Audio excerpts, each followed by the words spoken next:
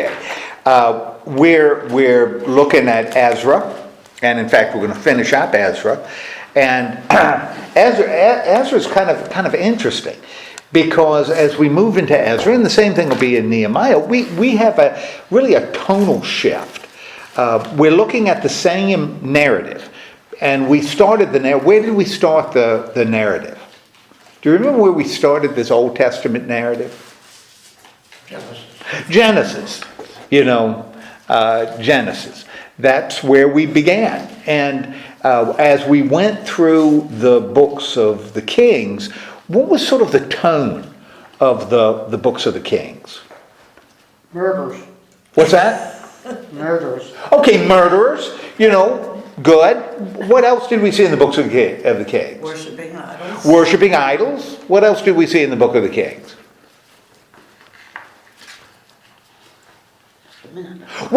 If those two things are true, and they are, what's then the tone? What's the tone? What tone do we get as we go through we get evil. The writer is conveying to his people, the reader, that this was an evil time. And that and we've talked about it before, what appeared to be the case as the writer is presenting this, the acts, and I say the writer, it could be a lot of writers, but it's easier to just say the writer. What the king does reflects what the nation does. So if the king is guilty, the nation is guilty. If the king worships other gods, the nation worships other gods. If the king is good, on the other hand, the nation is good. Yeah. Now, we know and that's the way the writer of the Kings presents it. We know that's not accurate because we've got prophets that are working at the same time. We've got prophets like Amos that's working in Israel, and Micah that's in Judah, but early on when Israel's still a state. We got Isaiah, who's there when Judah's being besieged and Israel falls. We got Jeremiah, who's there when Jerusalem falls to the Babylonians. And we know, particularly looking at prophets like Micah and Amos, that society is not good. It's not just the kings worshiping other gods. People aren't treating one another really well. And you'll find this hard to believe because we've kind of moved past this.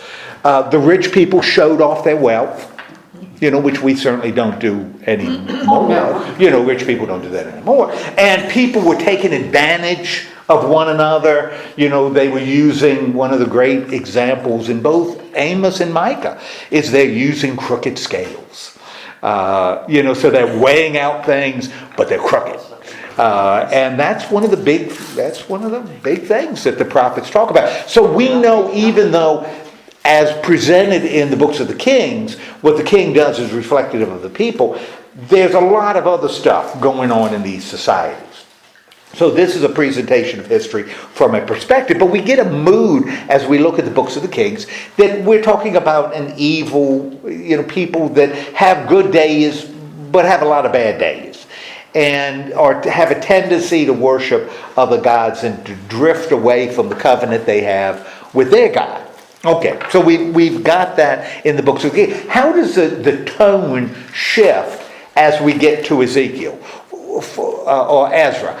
And by the way, historically, what has happened as we move from the books of the Kings to Ezra? What has occurred? They built the temple and a sacrificing table. Why was that necessary? What happened?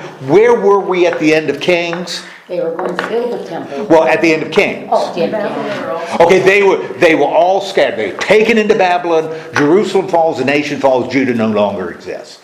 And they're taken by the Babylonians and they're scattered. They call that the exile. Okay, so they're in exile. Okay, kind of interesting when we look at the one of the passages, I think it's even one verse, in Ezra that we're looking at today. They compare the time in exile, and it corresponds with the time that their kingdom. 14 generations. It's not That's not accurate, because we can count the years historically. But they see that as just as long, being in exile as long as their independence. So that's kind of an interesting thing. Don't you think, I don't know, I was just thinking that, when they move the people, like one king wants to worship this way, and the people themselves are used to worshiping, say, the Christian way or whatever. Yeah. Okay, and so he says they gotta do this. Mm-hmm. And so say it's so many years, how do you really, can you be faithful to that newer religion when you were raised with your older religion? You know what I mean? Right. Everything switches. Right. Yeah, and I think that's a really good point. As we look not at what's going on sort of underneath the history here. And I think that's really good. And I think sometimes that's not a bad idea as you read this, because you've got questions that come up that aren't covered in these historical narratives. So it's nothing wrong with asking, kind of that yours is sort of a sociological, religious question.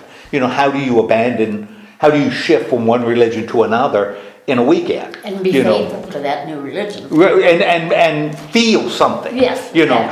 Have any kind of a sense of dedication to it. That's an excellent question. And, that goes all the way, later with Christianity.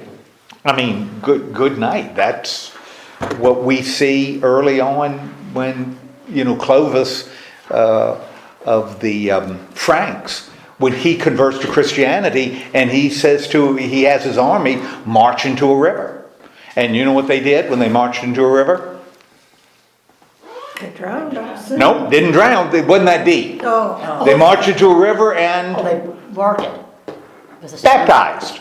Boom.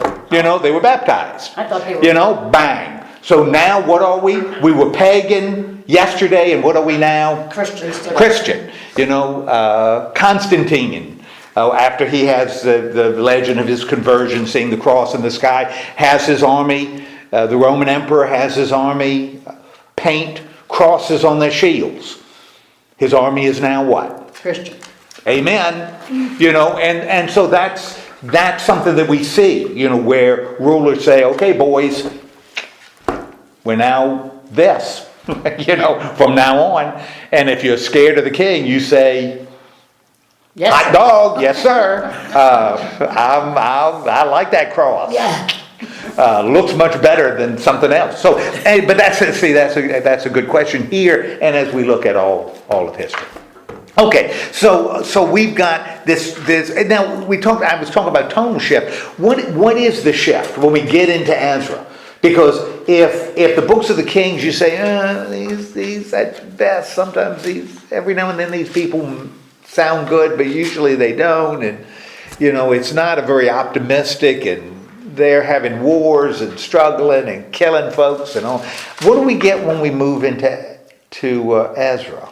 We get them sharing or helping him, bringing. Yeah, we got people sharing, and we got people giving, and we've got the big thing is we got people working and worshiping, the way they're supposed to, which we didn't run into a lot, So we get this tonal shift. It's interesting that after the exile, they become much more optimistic. The writer is much more positive as he writes about the people. And even here, we're going to see a resolution to a problem.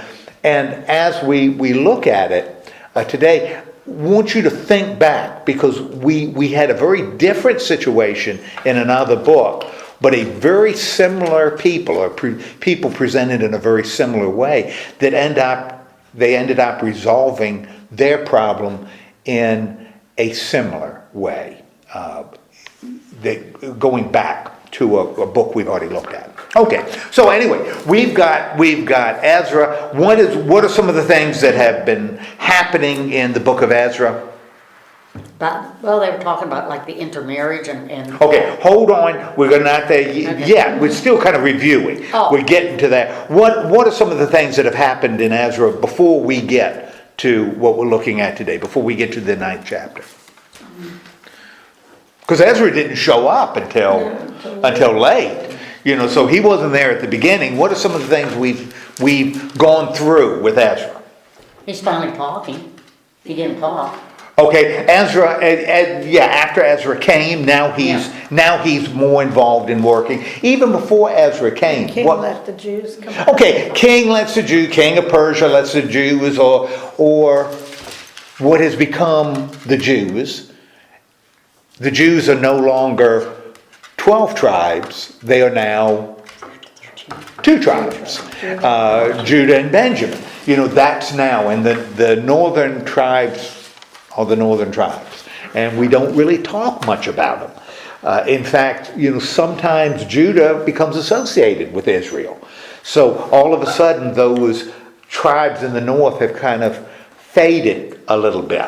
Aren't there like 13 tribes altogether? Well, there are 12 tribes, Well- but the northern tribes kind of disappear because the Levites are sort of in there. Yeah. Because the Levites never had land. So they're still present. But the other tribes, the 10 tribes in the north, just kind of vanish and aren't talked much about. Not, at least not in a positive way. Okay, so they come back. What else have they done after they come back? Because this is a pretty positive story in Ezra. They rebuilt the temple. They rebuilt the temple. And the, not roasting table. but- They prepare for their own bazaar with roasters. Oh, gosh. Yeah. I can't think of what they were doing, but all come to mind. Roaster. Well, we are approaching Thanksgiving, so they sacrifice turkeys on an altar. So they start worship, and in fact, it even says they celebrate Passover, which in a way they've never done. So they are very religious people. Now they do all that. They rebuild the temple before Ezra even comes, and when Ezra comes, what does he kind of bring with him? And what we looked at last week was really his coming, his arrival. What does he bring with him? The priests. Okay, he brings priests with him. Remember, he didn't have any Levites, and so he calls Levites to come with him. And so we kind of get this second return with Ezra and his group, and furnishings for the temple. That now the temple is ready to function, sacrifices a whole mess of animals when he gets there, and we're starting to cook, okay? So who's driving this story? God is. Okay, God is driving the story. We know it, Ezra knows it, the writer knows it, right? And what would seem to be some of the factors that are uniting the people, these people who have returned? What's providing unity? What's holding them together? They're back home. Okay, one, they're coming back home and this is their land, so they have a sense of unity coming back home. What else is providing them unity? They have a temple to worship. Okay, they've got a temple to worship in their own city. Yeah. The city of David, they've got a temple to worship, and the worship itself is providing this unity. What might be? So we've got a united people that seem to be very religious people. What would be some factors that could get in the way of this unity? People from outside. Okay, maybe people from outside. Now, has that been a problem in the past? Yeah. Yeah, Yes. a big problem in the past, right? Because we saw that all the way through Judges and the books of Samuel and Kings, that the people of the land who were in the land were a problem. And that's why when we look at Joshua, what was Joshua's command? What did God command Joshua to do? Kill everybody. So you're not going to have problems with people in the land because you are going to what? Get rid of them. Kill every living thing.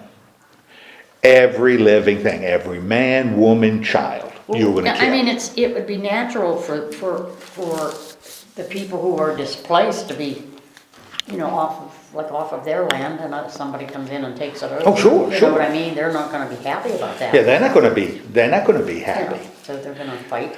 Yeah, yeah.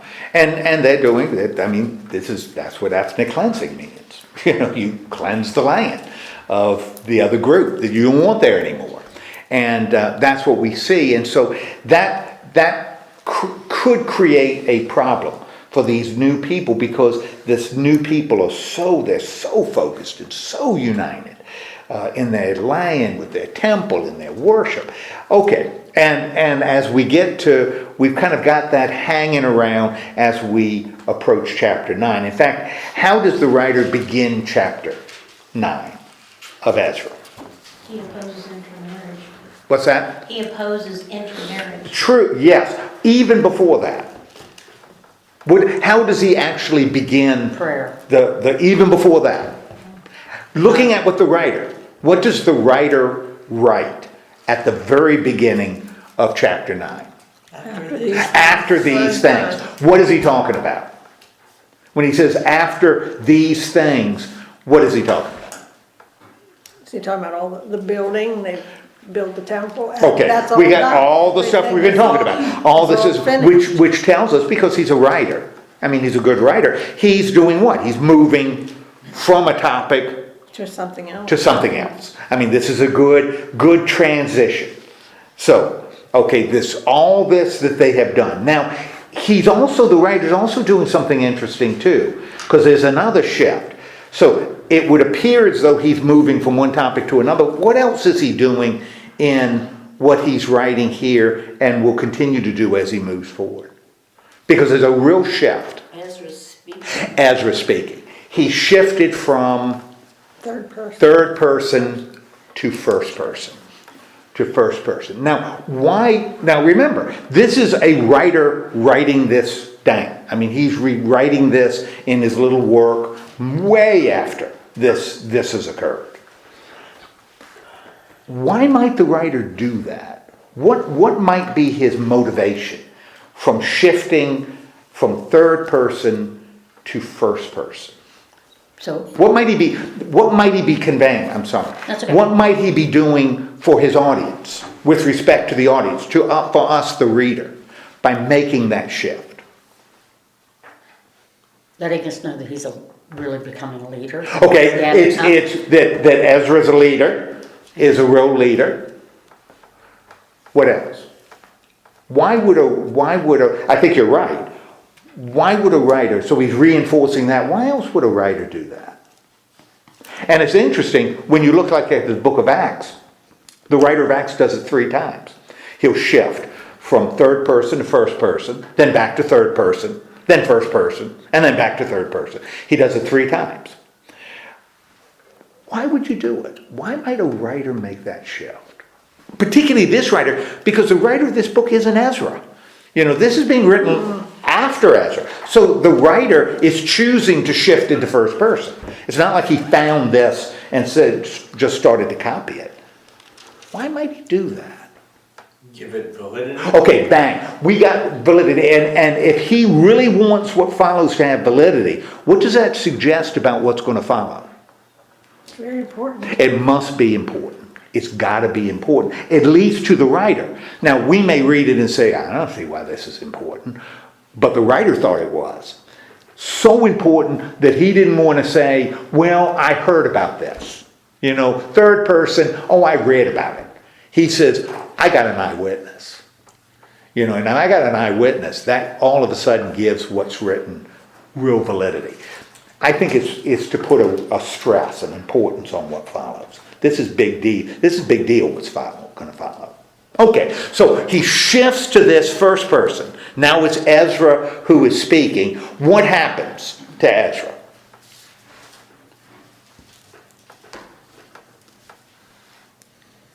He finds out that they've been intermarrying. Okay, we got officials coming to him, right?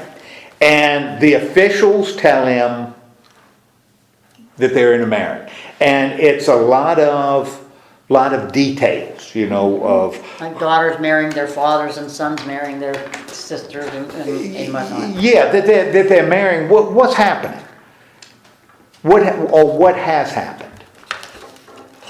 Well, Ezra's appalled about it. Well, I mean, true, but what are the officials telling him has occurred? I mean, as you read it, is it blatantly sinful? Do we have fathers marrying their daughters? And no, that's not incest. They're not talking about incest. What are they talking about? If it's not incest, what is it? What is Well, it says happening? they've taken some of their daughters as wives for themselves, so that's incest. Well, but the problem isn't going to be incestuous. What's the problem? They're marrying foreigners. Oh, You know, yeah. they're marrying foreigners. You know, the Jews, this people, they are marrying foreigners. You know, they're giving the daughters to foreigners. You know, their sons are marrying foreigners. Now, why would they be marrying foreigners? Nobody else to marry. Remember, one of the things they did is they moved, what the Babylonians did is they moved Jews out someplace else, moved foreigners in, and it wasn't the rich ones, it was the poor ones they left behind. And what did they start doing? They started marrying the people there. You know, that's what they did. Well, that's what they did, you know. And so you have these foreign marriages. Now, what's really interesting, though, is when they present this. So in the land they're marrying, we've got mixed marriages, you know, mixed marriages. What does as the people speak to it, the officials, what do they connect? Now, we're talking about people marrying these people in Judah, or the Jews, marrying foreigners.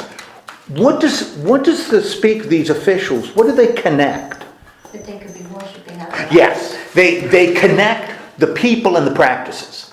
So in other words, they're not saying, you know, our people are marrying Moabites, and the Moabites are becoming good Jewish people, girls, and good Jewish men. Not saying that. They're connecting the people with the practice, right? Okay, and they're doing it, and what's been the result?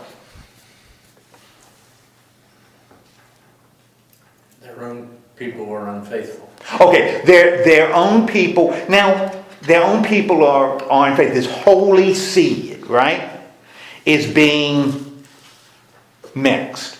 Boy, that almost sounds Nazi, like a Nazi. The pure blood is being mixed by these introduction of foreigners is polluting the blood. Now, for Israel, why has that been a problem? Why has that been an issue? By what you know about Israel. It's happened before. Lord have mercy, it happened before. You remember examples of when it happened before? Well, wasn't David one of his wives? He built a special room for her to worship her idol, her god. Remember, it wasn't David, but it was Solomon. Solomon in his palace, because he married an Egyptian. And in his palace, in the palace he builds a special place. And remember, it says Solomon has other wives. And not only does he allow them to set up shrines and altars all over the country, always in the high places, because you're closer to God, to heaven, you know, but he will actually participate in their worship. Doesn't mean he's not sacrificing at the temple, but he's participating in the worship. So this has happened. So we can assume, based on this word of God, that it is wrong to marry foreign girls. A man to marry foreign girls and a woman to marry a foreign boy. It's wrong. Pollutes the blood. Yes, no? Yeah, well, that's what they're saying. Oh, that's what it looks like. Well, it's interesting. If you look at Matthew, New Testament, certainly that's what's being presented here, right? Because they've married these foreign women and the connection, and foreign men, but particularly women. The connection between the people and the practice are tight. You know, there's no mention that they're going to convert these foreigners. The foreigners are going to pollute themselves. What's interesting, and so this is an idea that certainly floated here. Evidently, based on what we're going to see later, does the writer subscribe to this idea? Yeah, he does. Because we're going to see at the end, things get better when, They leave them. when they, you separate. It's really, so this is an idea floating around, but I think this is one of the things that makes Scripture so exciting to work with. Because if we just view this, well, this is absolute, then, mixed marriages ain't going to work. That's just wrong. And I've heard many Christians say that, unequally yoked, which is kind of misusing something from Paul. But that's okay. That's wrong. Well, it's kind of interesting, just as, to modify or to put this in context. When you look at the first chapter of Matthew, and if somebody has it, would you turn to chapter 1 of Matthew? Put your thumb where you are in Ezra. And just turn to, because the first chapter of Matthew, the first 17 verses, is, I think nearly everybody loves those verses. What do you want, Matthew what? Matthew 1 through 17. I mean, it's one that you have kids memorize. Yeah. It is just a real special passage. It's always been meaningful to me. You're laughing. Why are you laughing? Actually, it is. It is really meaningful to me. Matthew 1. And I no, but you're right. I said it to get that response. But it really is significant because you got a whole bunch of names, right? And some of the names we recognize and some of the names we don't recognize. But what is really, really interesting in that list is there are almost all of them are men. Almost all of them men. Did they have divorce? Yes, there was divorce. Yeah. Almost all of them were men with 4 exceptions. All right. There are four exceptions. If you could scan it really fast, and I'll give you a hint, all of them occur before verse 7. There are four exceptions. 4 women are mentioned in that list. Can you pluck them out? Tamar. Okay, with Rahab, Tamar, Ruth, and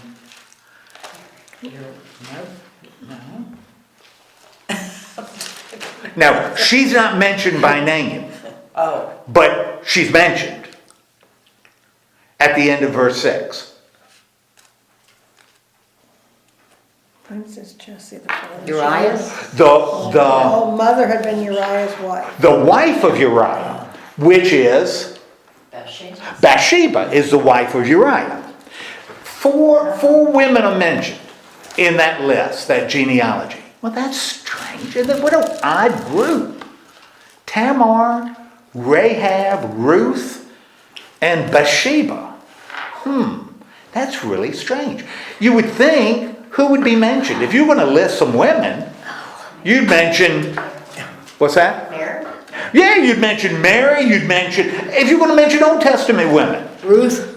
Well, you'd mention Sarah, for crying out loud. You'd mention Rebecca, you'd mention Rachel, Eve. Jeez Louise, you'd mention those people. Tamar? Who the heck is Tamar? You remember? We talked about her. Way back in Genesis. Excuse me, to be funny, she kind of sounds like a spice. yeah. Well, I'll tell you, she was kind of spicy. Do you remember the story of Tamar? Didn't she sleep with her dad? She slept with her father-in-law. She tricked him. She played dressed like a prostitute and slept with Judah. Her father-in-law, and the thing with the signet ring and the staff, and he was ready to kill her when she was pregnant, and she said, by the way, does anybody know who these belong to? And Judah says, oops, only said it in Hebrew, which makes it sound better. So Tamar, that's not a very glorious story. Well, it's got to get better. Rahab, she was an example of faith and dedication and all, right? Who? Rahab. She was a prostitute. Yeah. Oops, a prostitute. Now, if Tamar acted like a prostitute, Rahab didn't have to act. Ooh. Well, it's got to get better than that.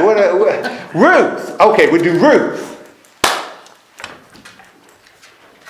What's the story of Ruth? What's up, baby? Now, Ruth has got to be better. Well, yes, she laid down in his feet, and feet's a euphemism for something else. It just is. Let me just say that in Ezekiel, where the angels had their 4 wings, and one covered their face and the other covered their feet, wasn't talking. It was because the angels were modest. Also, Ruth she had another problem. Ruth was a Moabite. Ruth was a foreigner. Yeah. Ruth was a foreigner. And by the way, so was Rahab, was a foreigner. Rahab was a foreigner. Ruth was a foreigner. She was a Moabite. And I'm not sure anybody is going to wants their daughter to grow up like Bathsheba. No, I wouldn't No, think. that's not what you would choose. So in Matthew, when Matthew lists, and he's doing it, he's choosing to do it, he's picking the names. He's making a conscious decision not to put Sarah and Rachel and Rebecca as part of his list. Instead, he's including some women who had less than glory. It's the only women less than glory.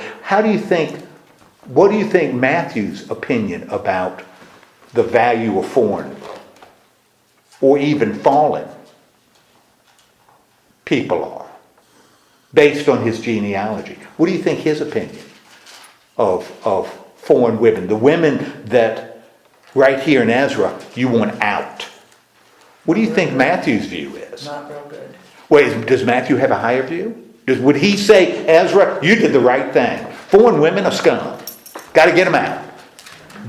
Pollutes the people. Let's not pursue ordinary. God, Jesus wouldn't have been if it hadn't been for Ruth.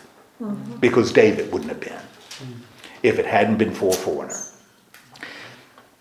That's what makes Scripture exciting.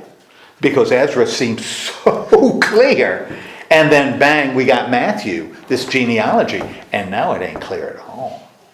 Therefore we can't say, well, it says it here, that's what we should do, because it says something very different here. And the people who worked with this knew that. And that's why we have to interpret. We have to be real careful and diligent in interpreting and willing to say, I may be wrong, based on this. And we sort of have to struggle. Anyway, and I wanted to mention that right now because I hear people say about foreign polluting the blood. Our blood is being polluted by foreign. We got to be real careful and grounding it on something in Scripture. It ain't here unless you're going to disregard the Gospel of Matthew. We got to be real careful. But it certainly is here in Ezra. So we have to deal with that as well. Okay, so we got Ezra. This is a problem. And what is the time frame that as the officials present this to Ezra, gives them a little time frame, or the writer gives us a time frame that this is during this period. They have had these 14 generations. Kind of interesting. There's a symmetry, and this tells us a little bit about what the writer values, that he likes this 14, 14, 14. There's some kind of a numeric symmetry going on. Okay, Ezra hears this news. This is the verses 1 and 2. Ezra hears this news. How does he receive it? This news that Jewish boys are marrying foreign girls, and foreign girls are marrying Jewish boys. He goes into mourning. Oh, he goes into mourning. And is it a subtle mourning?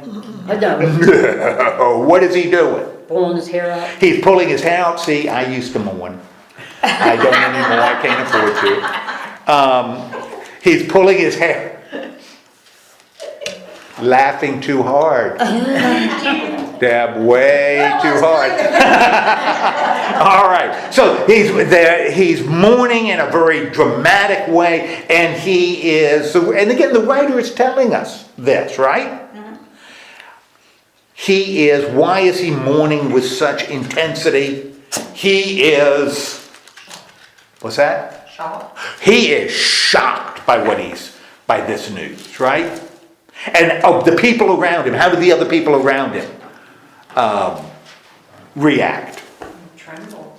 Okay, they are trembling, right? So they're also and what do they see? And the writer's telling us here. He's telling us how we should see this situation. What is the situation? Why does Ezra tear out his hair and his beard and tear up his clothes? And why are people trembling? What is the problem?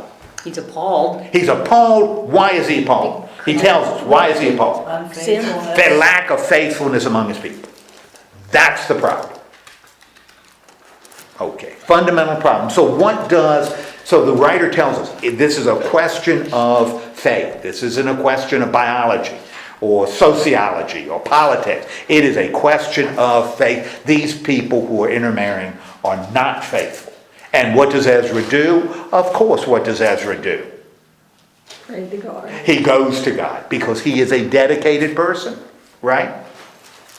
And he is on his knees and his clothes are all torn up, which tells us we know his state of mind, right? Mm-hmm. And what does he say to God? Too ashamed and disgraced to lift his face up. Okay, he is ashamed. Now, as he does this prayer, what in a sense is he doing? Which is kind of interesting.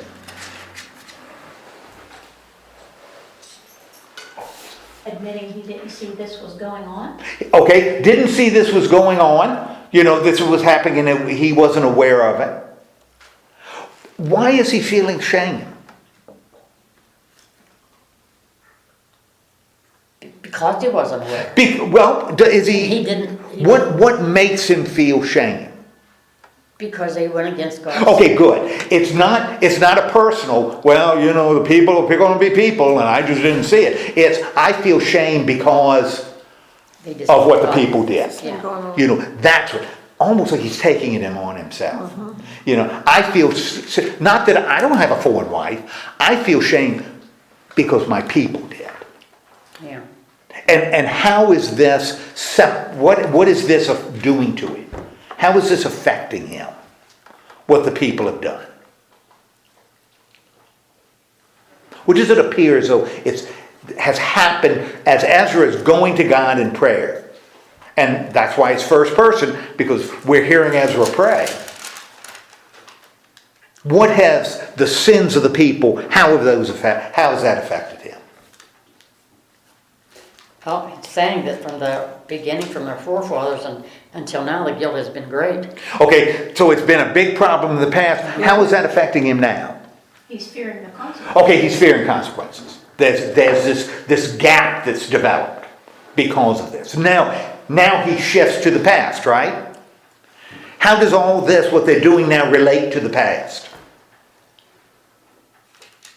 Well, it says because of our sins, they've been subjected to sword and captivity. So Okay. as a result of their sins, all this has happened where they were exiled and Okay. brought back. And So the exile was caused by the power of the Babylonians, the weakness of the kings of Judah. The exile was caused by sin and God, right? Mm-hmm. So they are responsible, and God has done it. But now what has God done? But that was in the past, right? So what has God, well, the distant past. In the immediate past, what has God done? So all of this has happened. We were thrown into exile because we were sinful. Now, given the fact that the situation has to do with intermarrying, and like you said, you have all these examples from the books of the kings where, foreign wives lead kings astray, So it's something we can see in the story itself, that their exile was deserved. They deserved to get what they got. What has God now done? Grace. He showed them a little bit of grace. And what is a little bit of grace he's shown them? He saved a remnant. He saved a remnant. And this idea of remnants is a big deal. On Thursday evening, we're studying Romans. And the remnant's a big deal in Romans 11. So that's an idea we see in the New Testament. That God preserved a remnant. We see it in other places in the Old Testament. That's when Elijah was so upset that he felt he was the only prophet around. And God says, I got 7,000 that I've set aside. There's a remnant here. So you are not alone. And that's what Ezra is suggesting. God preserved a remnant, but it's a different remnant, right? What has he done with this remnant that he set aside? What has he done with them? He brought them back. He brought them back. Yeah. They paid the price they were, expected to pay. I mean, they paid the consequences for their action, but God is gracious and brought this remnant back, even though they are still in slavery. They are not free, right? Now, what has motivated God's action? Because they disobeyed him, Okay, they would disobey, and now he's making them pay for it. He's brought them back, right? They pay it, and he brought them back. What has, right here at the beginning of the prayer, what has Ezra done and what has the writer done for us, the reader? What has he done right at the beginning of the prayer? Talks to God. What's that? He's praying to God. Well, he is praying for God. As we read the prayer, what is the writer doing for us? Letting us Confessing. What's that? Confessing. He's confessing, right. That's what we've got. He's confessing what's happened in the past. Okay, because in verse 10, we've got a shift, right? All of this has happened in the past. Now we've got a little shift in verse 10. How does that confession change a little bit in verse 10? Because before verse 10, he's saying, the past, we paid the consequences, we did wrong, we paid the consequences, God is gracious, he brought us back, all of this is great.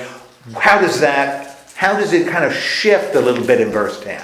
But he was asking, like, God, what do we do now to conquer this sin that's still happening?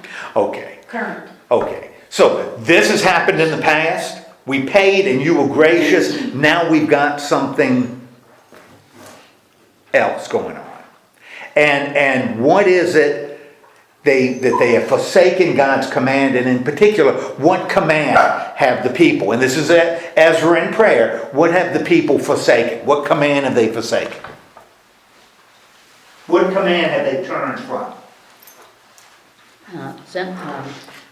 Intermarrying. They're intermarrying. Okay?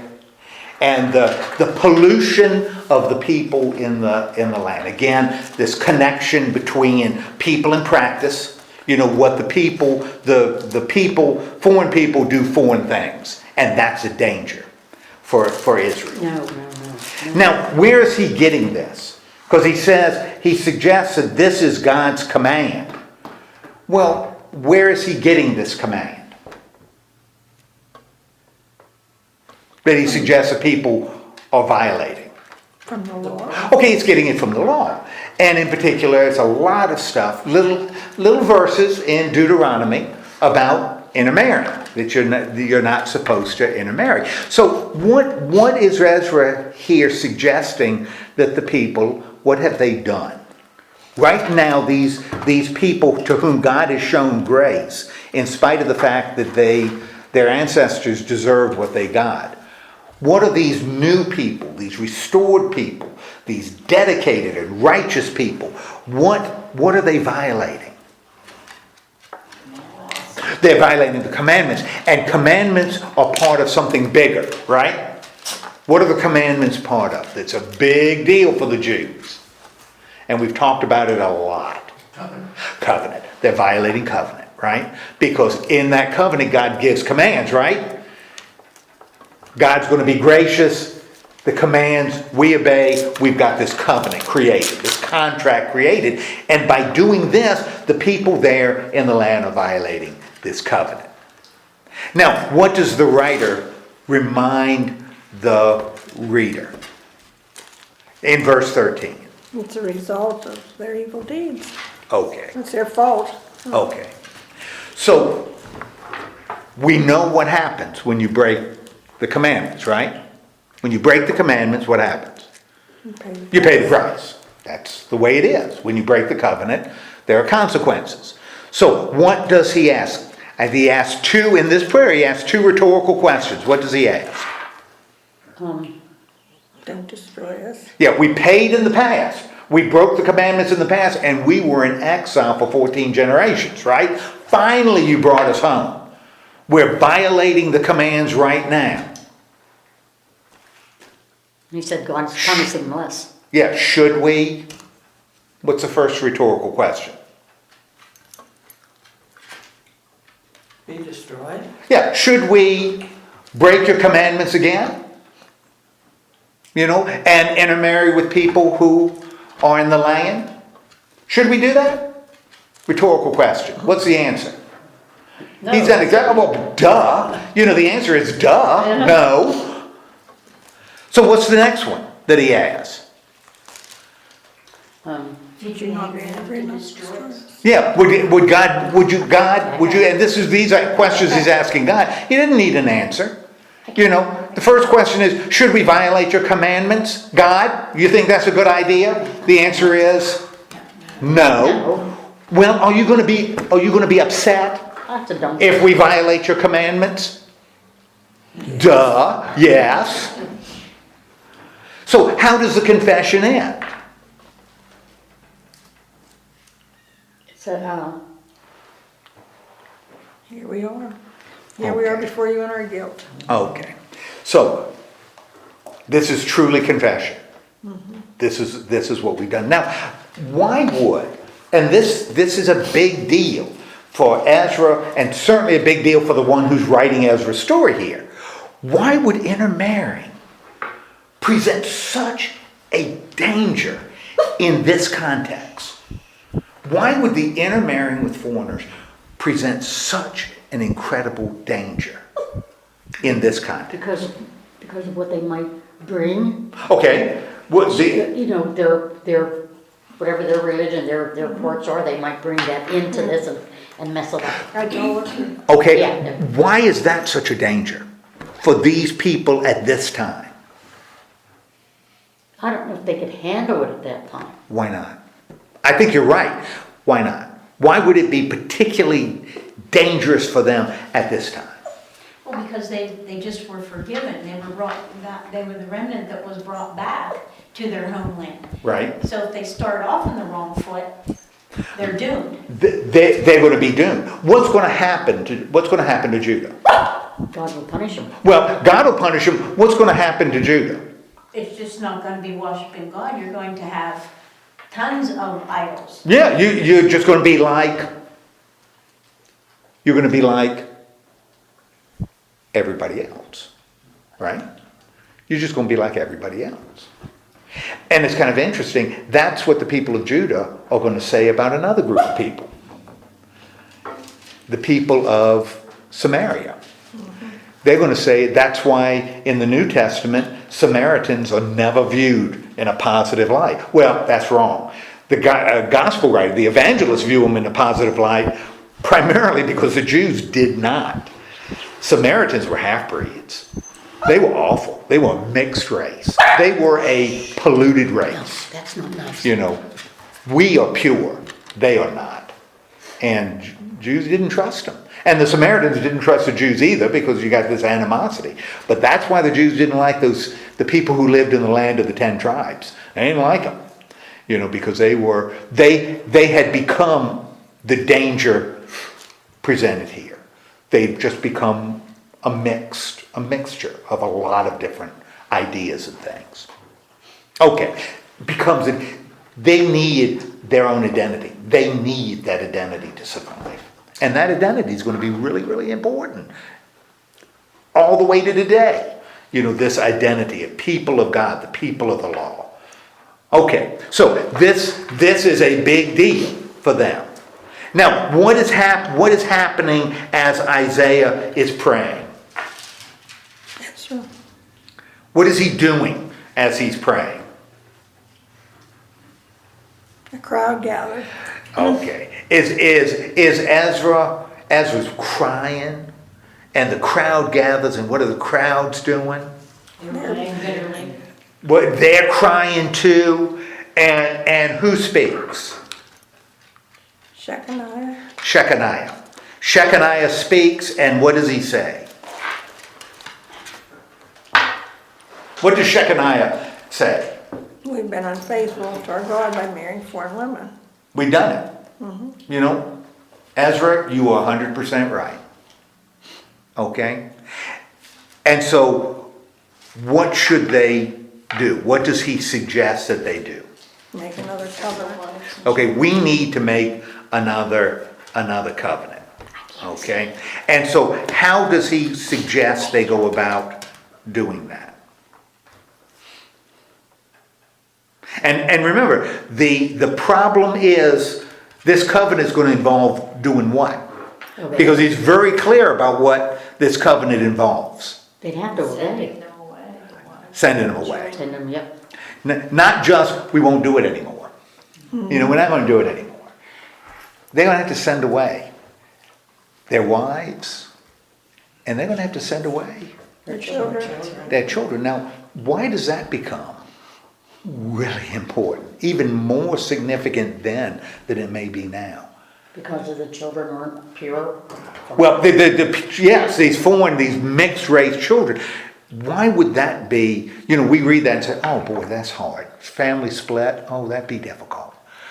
Why is it even more dramatic here, in this context? It'd be a lot of people. It's a lot of Taken people. away from the country. And yes, and remember, we're talking about an age where population, and see, we miss this a lot. We look at the population of the world doing what? Population of the world, boy, that's a problem. Some societies like China have, and sometimes have done it in a wrong way. We got to find a way to stop this spiking of the population, because eventually we ain't going to be able to feed all these people. There are too many people. So we got to find ways to keep the population from growing so fast. We got to put some limits to this. That's not the world here. Population is like a line. It is static. Which means your society depends on people coming in. Because as many people are coming in as are going out. So your society ceases to exist if the population drops too far. It just stops existing. And what they're proposing is sending away the kids. And the people who produce the kids. And that's a big deal. But they're doing it for what reason? Security. They're doing it because that's what God wants them to do. They believe that's what's God's. This is a big cost. And that's something we're going to talk about in just a little bit. When they say this, he makes this confession. He's not saying, well, forgive us and we just won't do it anymore. They're going to pay a huge price. Confession without cost may not be confession at all. Or confession without consequences. And the consequences here are pretty dramatic that they're accepting. That we're going to have to send away our children. Okay, so how is he going to work this out? What suggestion does he offer about how they can figure out how to restore this covenant with God? Or how to make a new covenant with God? Shechaniah, what does he suggest that they do?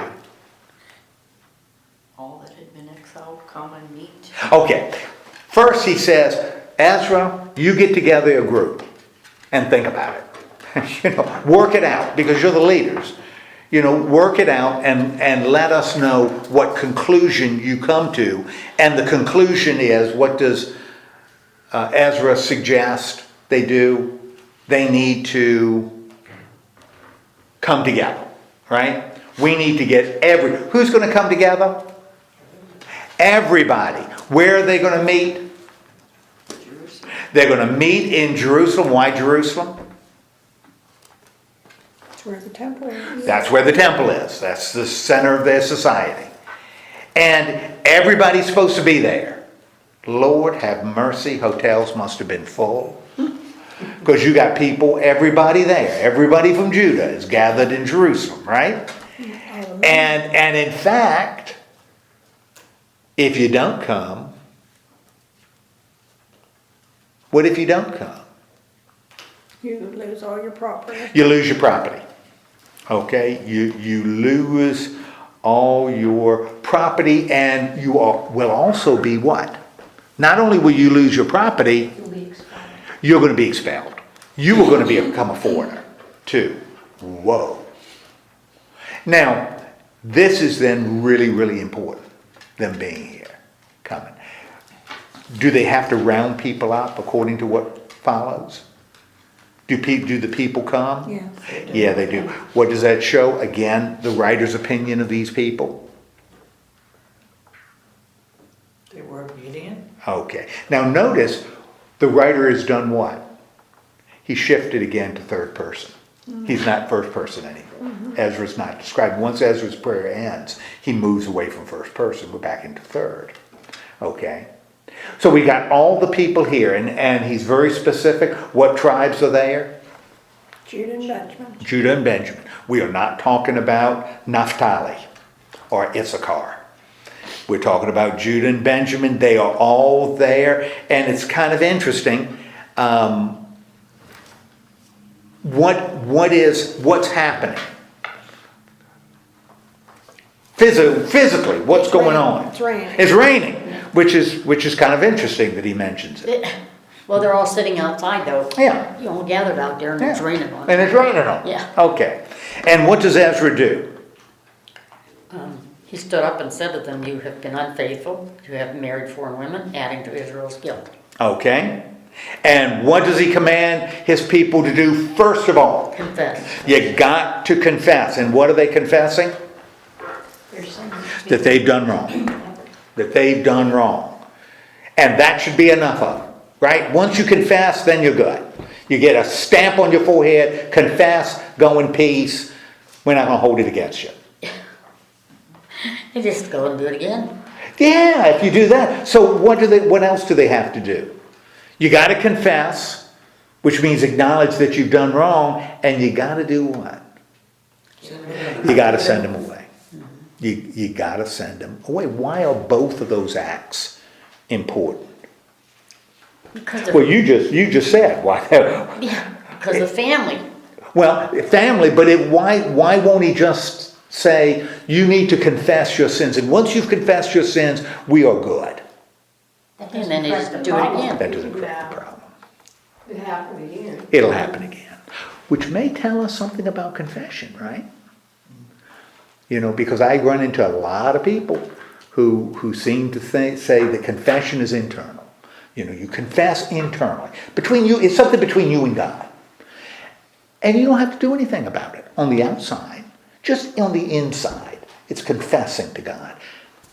Is that what the confession here is about? No. If you confess something's wrong, then you got to, and this seems like another duh statement, but I don't know that it is. If you say I confess I'm doing something wrong, what do you need to do? You need to quit doing it. Yeah.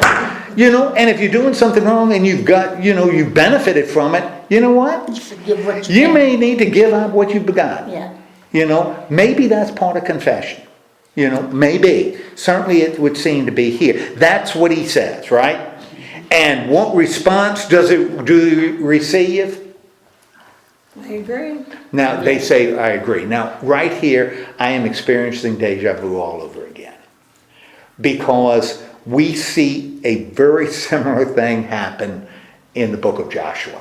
And remember, I mentioned that the people in Joshua are presented, I think, in a way much like the people who returned from the exile. They are united, they are dedicated, and they have a leader that is really dedicated. And remember in Joshua, at the end, when they read the law, the people are standing, and the law is read from the mountain. And they hear the law, and Joshua says, as for today you have to choose. As for me and my family, we will serve the Lord. And the people respond by saying, well, we'll think about it. Is that what the people say? Heck no. The people say, Amen. Amen. We will serve the Lord too. And that's what's happening here. Ezra does the same sort of thing Joshua did. And I think the writer's smart enough to know that this is a neat little parallel. Got everybody gathered together. And when he says this is something we got to do, the people say, Yes. this is what we got to do. This is what we got to do. It's sort of like what's going on today we have a president who's elected and supposed to,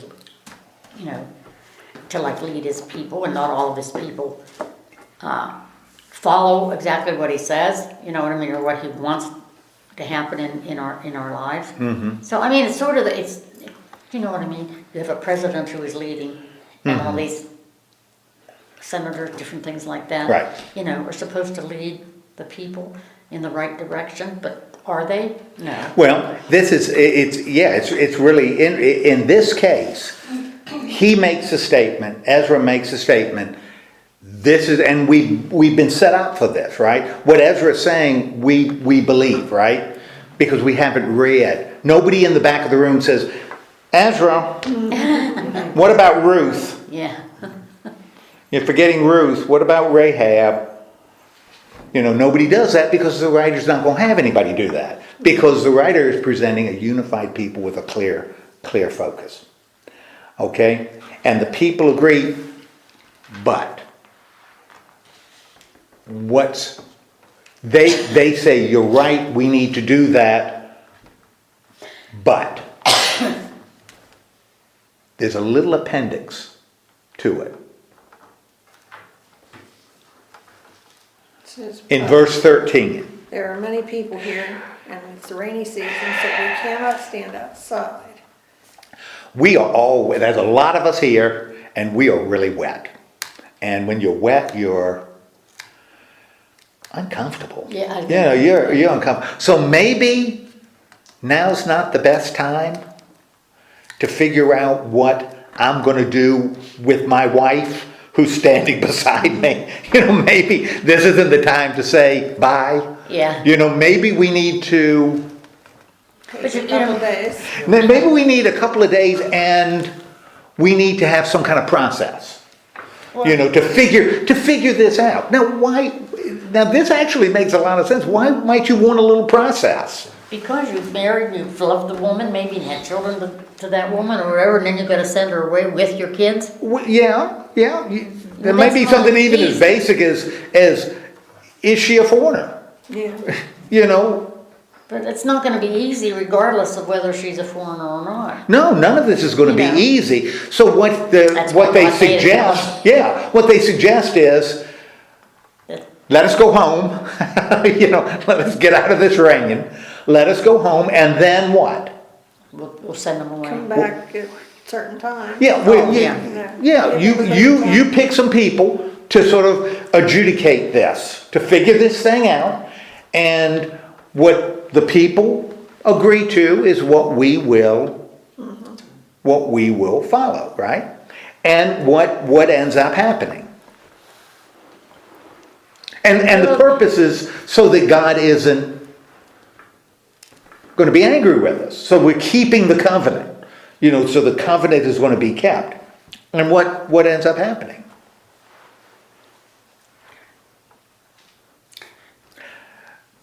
Ezra picked people Ezra picks people, to come in, and so on. That goes and investigates cases, and goes to the villages. And when a person, or the examples he gives, When the person finds that they have a foreign wife that they have to send away, what does that person end up doing? Which I find really fascinating. Which again, may say a lot about confession. He doesn't just send her away. He offers a sacrifice. He offers a sacrifice. An animal on the altar. He makes a sacrifice. So it's sort of that acknowledgement that a sin offering to God. That's what he does. Because he sinned. At least as it's defined here. So as we get to the end of Ezra, what's the situation? What's the condition of the people? What's the condition of God's people? When we get to the end of Ezra. It would be just back to the Israelites, the original. They're as close to the people we had at the end of Joshua as we can get, right? They are focused. They are absolutely dedicated. They are united as one. Now, as we look at just what's presented, because we've got a story that I'm not sure I'm going to preach a series of sermons on encouraging husbands and wives to separate, send one another away because you're unequally yoked. Yeah. What might we take from this with respect to confession? When I read that, was reading it today, I was really struck by that. What lesson might we take with respect to confession? May even be a modification with the way we view confession. At least maybe the way I have viewed confession. Well, do you think sometimes when people confess, okay, their sins and they know what they've done wrong, but they kind of put a little niche in there, so they can... Okay. Yeah. Yeah, and sometimes I think we kind of encourage that. That if you confess, you go to God, and you go to God by yourself in prayer, and you confess, and you leave clean. Mm-hmm. But it hasn't cost you anything. There are no consequences. You have exactly what you had before. And even if you stop doing what you're doing, you hadn't paid anything. There's been no consequences. Maybe this modifies. I don't know. Like I said, it just hit me as I was working through this. So maybe we cheapen confession. Maybe we make confession a little cheaper than it should be. Also, one of the things I think we really need to take seriously is what makes this situation unique.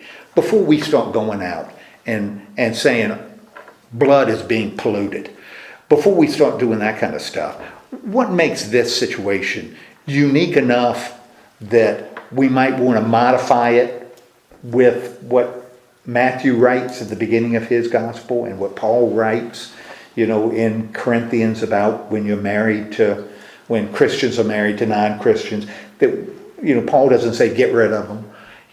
What makes this situation kind of unique?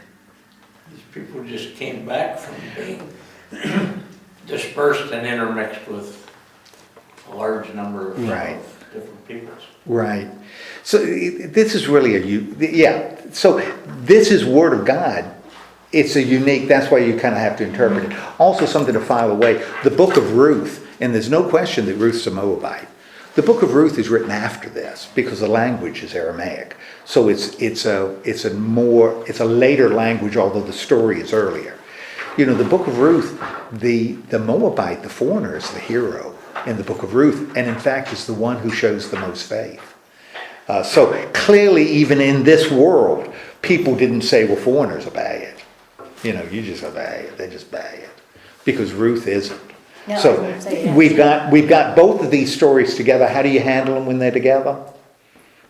Sometimes you struggle with it. Yeah. And that's what the Bible is about. The Bible isn't about finding verses that answer all the questions, but to really struggle, think about, pray about, discuss, meaning and application. That's what interpreting means.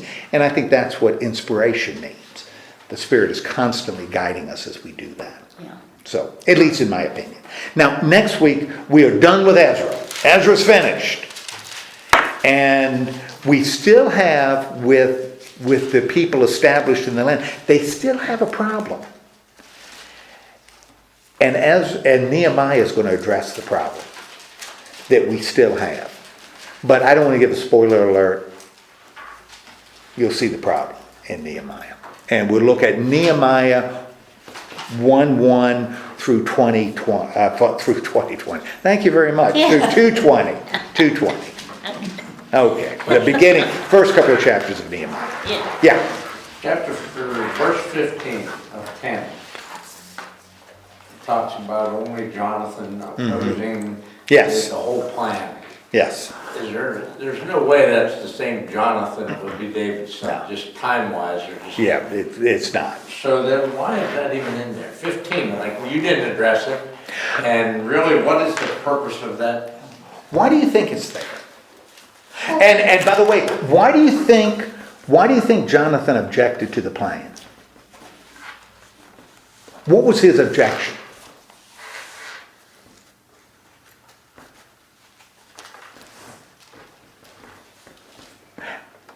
Why do you think? We had a foreign wife also. Okay, do you think he objected? Do you think his objection was, I don't think we should have to send away our foreign wives? Or was his objection, I don't see why we have to go back to our villages. I don't know why we can't do it now.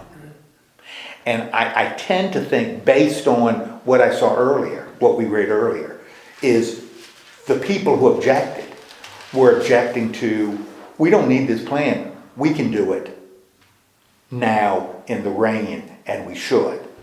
So in other words, I think one of the reasons it may be here, one is part of the tradition, so people would have known. I think it shows that some people were even more dedicated, that they weren't willing to wait. One man out of all. One, yeah, but he wanted it done now.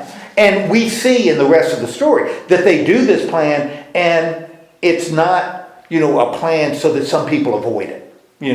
It's to muddy the water. Everybody sends away that foreign wife. There's nobody here with foreign wives at the end of Ezra. It's done. The foreign wives are gone, and the foreign children are gone. Where they go, I don't know, but they ain't there anymore. They've been sent away. Which, if you looked at it in a historical context of economics, this is horrible. They're just sending women and children. Just Who's gonna gone. feed them? Sorry, Who's going to feed their they're children? nobody. There's a reason why women and children are the lowest rung of the social ladder. They don't survive. So, this is horrible if we look at it as just objective history. This is not a nice story. If we look at this as theological, there's a reason they're doing it as a way of being closer to God. How can we be closer? What are some of the things that we're doing that may interfere with our relationship with God, and how can we deal with it? Rather than how can we deal with, foreign wives, kind of. Well, if the foreign wives and children converted to Christianity. Can't be.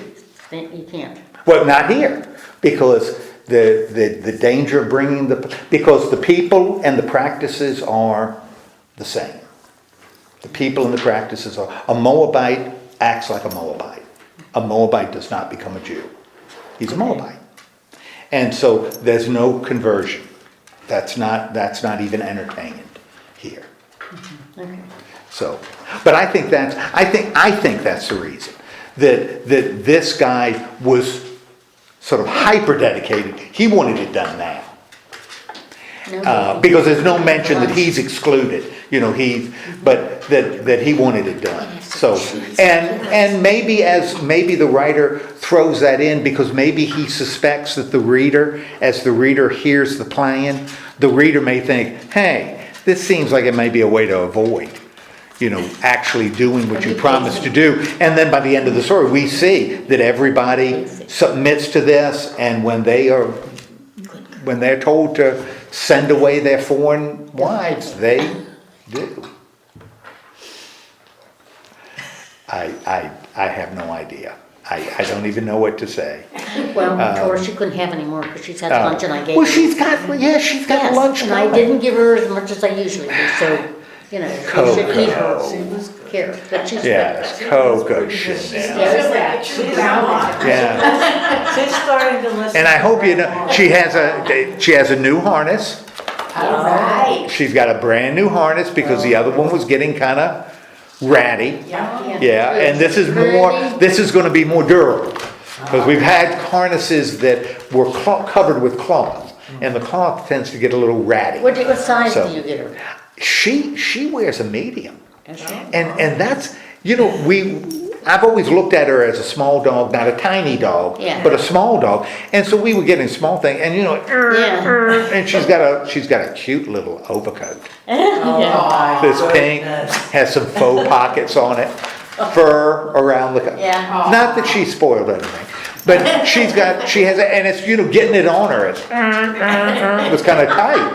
And so, Poor baby. you know, I just assumed she was small dog, get her small Small, stuff. yeah. And I read, and then, you know, small, no more, or a medium, between 13 and 20 pounds. Well, she's, you know, like 16 pounds. Is she Huh. really? Well, that's kind of interesting. Yeah. You know, that maybe she's a medium. And so I started getting her medium stuff, and it works out well. Yes, I She's got You can a have medium, lunch. she has a medium raincoat. Well, Lily has her own umbrella. Well, see, that's even better. Yeah, dog umbrella. Yeah, but does Lily have a reversible raincoat? Because on one side it's yellow, and on the other side there are little ducks. No, she doesn't have On a her, reversible. okay. Hers has a hood that but she doesn't With a like. little hood? Yeah, she doesn't like. Don't Okay. worry, honey, I'll get you. We're walking down the street and she's wearing her little raincoat. Do you have movies for her? She doesn't, she should. Yeah. Word of advice, don't use that same logic when you're buying things for Debbie. You wanna go smaller. Let her return it if it doesn't fit. Thank you, I appreciate that word. I just never buy her any clothes. Well, we went through that early on. The trouble was, and now this is like true confession. The trouble was, Debbie values gifts. She puts an importance on a gift that's received. Well, see, I don't. A gift is something to use. You know, it may be nice, it may be decorative, but it has a purpose. And if I've got it, the fact that it's a gift doesn't Make it any make it any different. Especially if it's a gift I've received that I've also paid for. You know, that has come from a joint checking account. You know, I'd rather get something I can wear, you know, than to get something that I can't. But Debbie doesn't see. Debbie, the gift, just the act of giving becomes important. I guess that sounds more noble as I say it out I loud. understand that. So when I would give Debbie clothes, not a lot of clothes, but clothes that I think she would, that I thought she'd look good in. I also have I'm a little cheap. So when I buy clothes, it's a little cheap. It's a little on the cheap side. And so, but it looks nice. Sometimes even used, but I don't even want to get there. So I give it to her, and she won't return it. So she keeps it, but never wears it. And I'm thinking, that's not crazy. It's crazy for me, you know, to buy something that I know she's not going to like, because I know it, because she has very distinct taste, but she's going to keep it anyway. So we kind of worked early on that you buy what you want. Well, my son says when he buys his wife something, she can say, "This is what I want," and show it to him. And he can buy it and give it to her for a gift. This isn't the one I was looking at. Well, because, and women's clothes, I don't even want to get into women. Scoop neck, V-neck, round neck, crew neck, I don't know. you know, green, aqua, you know, well, I don't like orange, it looks red, well, I don't like red either. I don't want to get into this. You know, I don't want anything around my neck, well, but it's the wrong thing. It's so much easier. Just whatever you want. What's that? That's a cop-out. Give her money.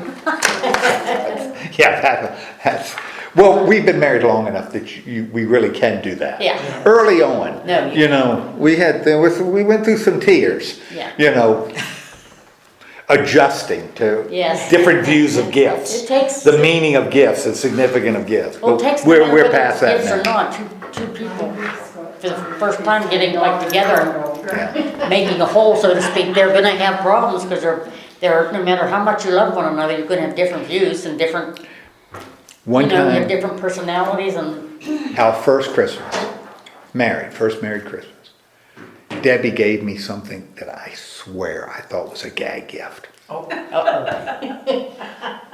And I laughed.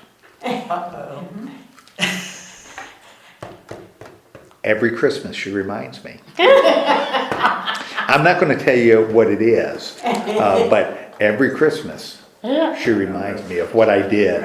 Did you hang it on, you should hang it on a tree, did she put it in a tree? Oh, So it was too remind- big, too big to put on a tree. And, but I swear I thought it was a gag. I swear I thought it was a gag. It was something to wear, and I couldn't conceive of ever wearing it.